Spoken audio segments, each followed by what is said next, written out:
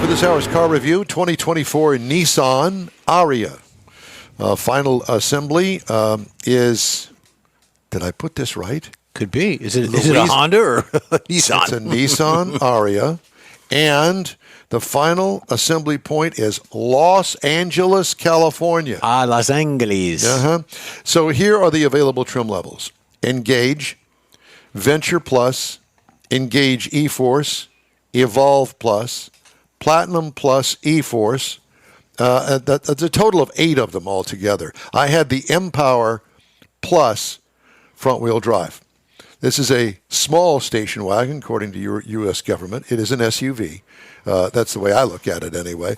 There aren't too many really station wagons anymore that I know of. SUV? All new in 2023. Seats 5. Sloped nose and windshield is drastic. This is an aero cheater all the way. It looks pretty amazing, to be honest with you. I like the look of it. Same goes for the rear hatch and the roof line. That's all a big aero thing. Big 19-inch wheels fill the wheel openings and have attractive designs. Big slab sides give it a luxurious look. What I liked about it, the overall exterior design gets high marks from me. I love the copper color that I had with the blacked out roof. It is a true standout. Interior highlights, 12.3-inch screen. One of those. It's big. 12.3 inches for the instrument cluster and infotainment system. Touch point controls on some functions are unique, and it takes some serious getting used to, I can promise you that. Dash has a very clean look to it, very quiet cabin, even at highway speeds. Cargo trunk room, standard size for this size SUV. What I liked, some interior decorative panels are lit, and it does add a nice touch at nighttime. The ambiance is really nice in there. It's quiet. It's a pretty cool car. What could use improvement? Small, movable center console. It lacks storage space. And you say, a movable console? Yeah. So the center armrest, right? It moves back and forth. So you can adjust it to your elbow. Are you a long-legged guy? My Cadillac had that, yeah. It's cool, but there's not much space in it. So, engine is an E-Force is what they call it. Dual motor, all electric, all-wheel drive. It gets up to 389 horsepower and 442 pound-feet of torque, and it is no transmission. It's just direct drive from the motor to the wheels. Automatic, clearly. As far as miles per gallon are concerned, 105 in the city. Highway is 91 for a combined of 98 at a max charge and a 289-mile range on this thing. What I liked, it didn't I didn't have to find a fast charger because it had enough range on it that I could plug it in at the house at night, let it charge overnight, drive it to work, plug it in at work, got enough to get back home. And so it was fine for me. But the one thing that I want to point out to everybody, just be very well aware of the infrastructure, where you are. Do you have access to a fast charger? Do you have a charger at the house, a level 2 charger at the house? So I think all those things need to come into consideration. Ride and handling, smooth and compliant. What could use improvement? It's not a great corner carver. It's electric. It's heavy. So keep that in mind too. This is not a hot rod. Base trim price $47,690. Prices tested $50,440, which I think is pretty good. Yeah. Base model price. Now it's not going to get you the 289 miles of range. Base model price $39,590. Competitors: Hyundai Ioniq 5 $41,800. That's base model price. Same for the Kia EV9 $54,900. Or the VW ID.4, which we're going to talk about that and the Buzz and VW stuff a little bit later on in the show, $39,735. Overall, pretty good high marks for an EV. And that is my review of the 2024 Nissan Ariya. Go and check it out if you're looking for an electric vehicle.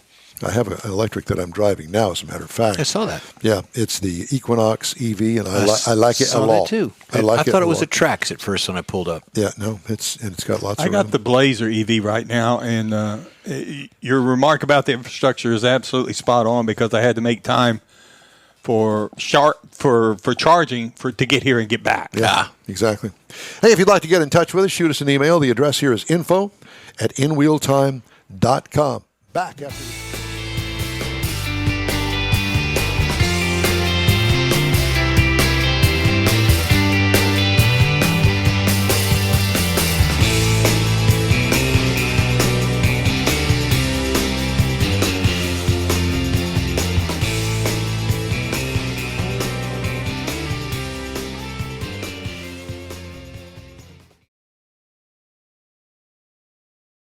All right, time now here on In Wheel Time for Jeff's feature this week, drawbacks to owning a classic car. Yeah, owning a classic car can be a dream come true for many enthusiasts, but it also comes with its own set of challenges. So the first thing that comes to mind is high maintenance costs. Owning a classic car often involves higher maintenance costs. Parts can be rare and expensive, and finding a mechanic experienced in working on it is challenging as well. So regular maintenance tasks such as oil changes, brakes adjustments, carburetor tuning, and all of that is costly, so you got high maintenance cost. Limited availability of those parts. Finding replacement parts for a classic car can be difficult due to their age, Don, and rarity. Many parts are no longer in production. Owners may need to source them from specialty suppliers, salvage yards, or other collectors. Get on the network and find out what's going on that way. So parts are a problem. Lack of modern safety features. Classic cars lack that safety feature parts of the interior and why you want to do that. Airbags, anti-lock brakes, traction control, and advanced driver assistance systems are no longer available. And some of those are just non-existent. The absence of these can be more dangerous to drive, especially in the event of an accident. So beyond that, how are you going to store it? Well, storage requirements. Proper storage is crucial for preserving a classic car's condition. A classic car's condition. These vehicles often require climate-controlled environment to prevent rust, mold, and other forms of deterioration. Rot. And you've got animals, creatures, and rodents and things like that, depending on where you store it. So be careful of that. Invest in specialized storage if you can. Next one would be reliability. If you got reliability issues, is that a Renault? That's a Renault. No, I think that's it could be. It's a Renault. It used to be a Renault. And I think it's like scrap now. Reliability of classic cars can be unpredictable due to their age and the potential for worn and outdated components. Vehicles may experience frequent breakdowns, especially if you're on tour, you're on a road, or you're at a car function and you break down. How embarrassing is that? The next would be vulnerability to theft. Classic cars can be attractive targets for thieves due to their high value and demand. And the ease of stealing one. Exactly. Owners need to invest in additional security measures such as alarms, tracking systems, secure storage area facilities to protect their investment. So beyond that, Michael, you've got high depreciation risks. You got lack of comfort in those vehicles. Are you driving it? Does the seat have cushion in it? Are you taking a date out for a nice cruise? The difficulty of finding a mechanic. Do you know a guy? Is it a guy that knows a guy, or is it a neighbor or something like that, or a professional repair Or are you going to facility? be the moron know-it-all? Poor handling. I mean, you got the proper tires, you got the proper suspension. Are you going to take it on long runs? Those are all to be considered as well. Legal and registration aspects. How do you register it? How do you insure it? Yeah. How do you Well, insure it? yeah. So all of those can be an issue, so be careful because hot rod season's coming up. Once we get past the first of the year, it's no holds barred. Let's get it done again. Well, I have to tell you that when I decided that I was going to get in the show car business and get the 77 Corvette that I had driven for 2-3 years off the road and give it $1 million paint job and, redo the interior with only 35,000 miles on it. Ouch. I was looking for a car to drive. Well, my moronic self decided that he was going to go for the 56 or 57 Chevy pickup truck, half-ton. Oh. That was basically a resto mod. And one of the mechanics over at Richardson Chevrolet had dropped a small block V8 in it, had an automatic transmission, 3-speed automatic transmission in it. It had been painted not quite root beer brown, but is dark brown. You don't ever buy a brown car. Whoa. Don't. I had a Cutlass that was brown. It was chestnut brown from Cadillac paint. Chestnut brown. And it was gorgeous. Okay. Well, you stay with that thing. Yeah, you keep that. Your brown car. I'm not buying any brown cars And a beige ever top, again. too. It's kind of like buying a green race car. Ain't going to happen. Anyway, I bought this thing. So it's, had all the bugs worked out of it. Baloney. It did not. It was a total pain in my side. I spent more time keeping that truck running for me to get back and forth to work in than I did with the Corvette. Yeah. It was a pain. But you wanted it. It was at the Well, time, it looked cool. It was a dream car at the time. No, it wasn't a dream car. It was a fill the gap car. That's Gotcha. all it was. I've had a couple of those.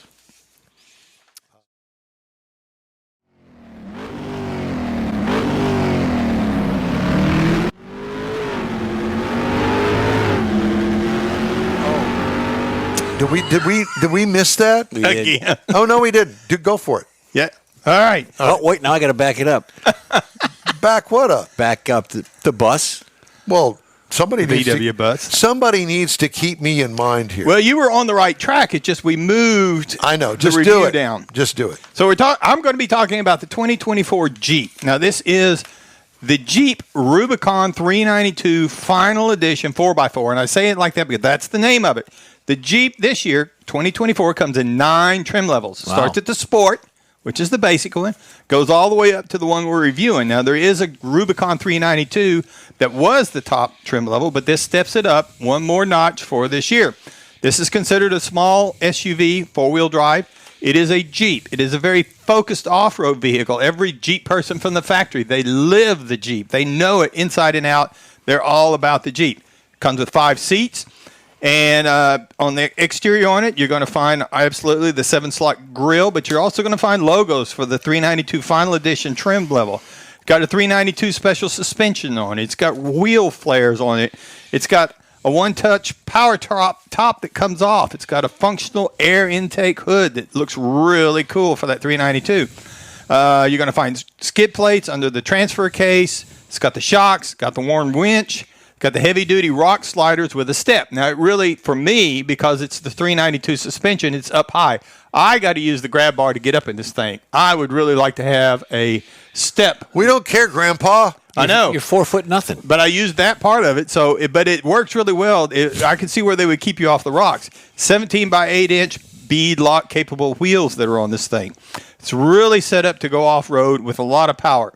Inside, you're going to find Napa leather seats. The front seats are heated, obviously. Got 12.3-inch Uconnect 5 screen in the middle of the dash. Now, this is where you're going to find your nav. You're going to find all your convenience controls, your camera monitors that you can switch from the front to the back. The driver has a 7-inch driver screen that's configurable so that you can get what you want as far as what the car is doing and how it's doing. Android Auto, Apple CarPlay, USBs, window controls, they're all in that center console. You got to kind of look for them because they're not on the door because the doors are removable. Take the doors off. Take the top off. Now, the tailgate swings open, obviously, but it has, I think somebody went through the entire Mopar accessory catalog because this has got the fold-down table that comes on it with the cup holders. It's got a compressor built into it. It's got the Jeep Toolbox kit. I mean, it's just got lots of things built into this car for the 392 edition. But the really good thing is up under the hood, 6.4-liter V8, 470 horsepower, 470 pound-feet of torque with an 8-speed automatic transmission. And it has something called a performance exhaust. You push a button and the exhaust just triples in the sound of it. And it's really cool. Sit on the front porch and just start it by the remote start, just to listen to it. Now, the tow rating, it'll tow 3,500 pounds, and it'll haul 1,000 pounds on it. Now, the EPA says a vehicle like this, you should be looking for 13 in the city, 16 on the highway, 14 combined.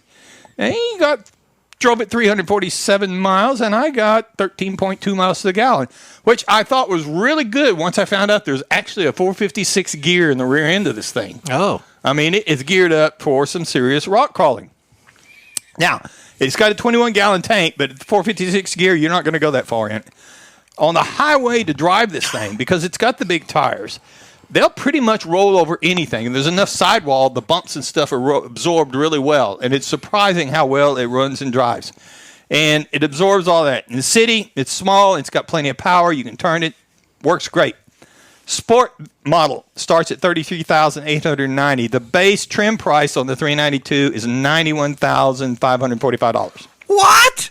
The MSRP, as tested, and this is one of those that I wish I had the money to buy What? one. $108,475 for a Jeep from the factory.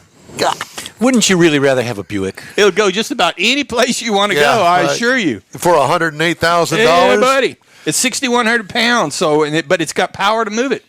Competitor, you might look at a Ford Bronco. It starts at $39,630. The Toyota 4Runner is at $40,705. But really and truly, there's nothing that compares with a Jeep and the capabilities of it, unless you're getting into the $200,000 range. Oh, my God. I loved it. I loved it. I'm sure you did. I guess I would, too. All right.